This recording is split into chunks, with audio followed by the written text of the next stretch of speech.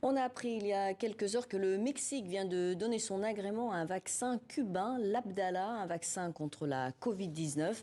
Depuis 60 ans, la médecine cubaine a fait ses preuves sur l'île, mais aussi au-delà de ses frontières. Des milliers de médecins cubains interviennent dans le monde entier pour porter secours à des civils victimes de catastrophes naturelles ou d'épidémies. Alors pourquoi fait-on appel à eux? Nous allons poser la question à notre invitée, Maïlis Kider, journaliste indépendante et auteure de Médecins cubains, les armées de la paix, un livre qui vient tout juste de sortir. Bonjour, merci d'être avec nous. On évalue à près de 70 le nombre de pays qui ont accueilli des médecins cubains depuis les années 70. Alors pourquoi autant de pays riches demandent de l'aide à un pays pauvre comme Cuba?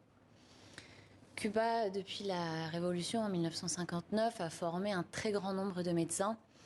Et ils avaient tellement de médecins qu'ils ont commencé à les envoyer dans les années 60 dans des pays avec des militaires pour soutenir les mouvements indépendantistes, notamment dans des pays d'Afrique.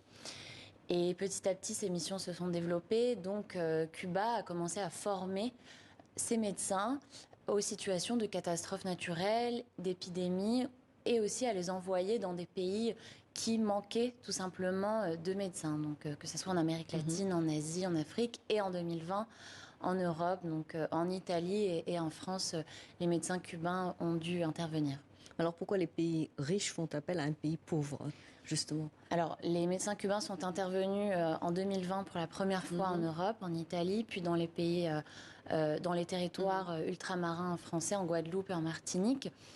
Et ces pays les ont appelés à l'aide parce que nous manquons de médecins. La tendance. Donc c'est la pénurie de médecins au départ. La pénurie de médecins a poussé l'Italie et la France effectivement à les appeler. Alors comment Cuba, on vient de le dire, qui a peu de ressources, qui est frappé par des sanctions américaines, a réussi à mettre en place un système de santé qui est unique au monde? Ça remonte à 1959, donc à la Révolution. Énormément de médecins cubains ont fui vers les États-Unis.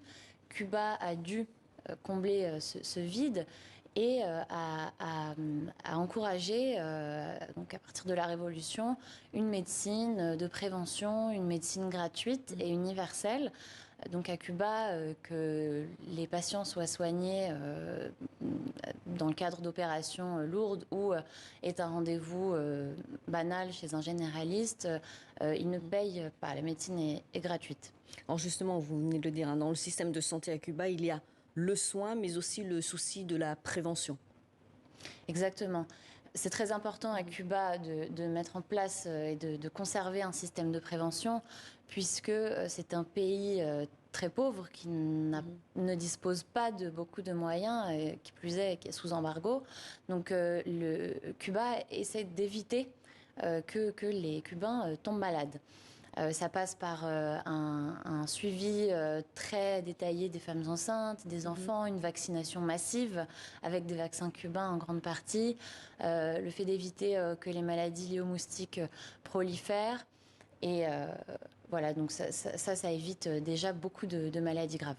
Alors, les exilés cubains, français notamment, parlent d'une arme de propagande politique et une source de devises. Et ils dénoncent également le fait que le gouvernement s'approprie les salaires de ces professionnels envoyés à l'étranger. Que leur répondez-vous? En effet, les services de l'État cubain qui envoient des médecins sont payants. Ce sont des services qui coûtent à l'État, donc qui doivent être rémunérés en fonction des moyens des pays.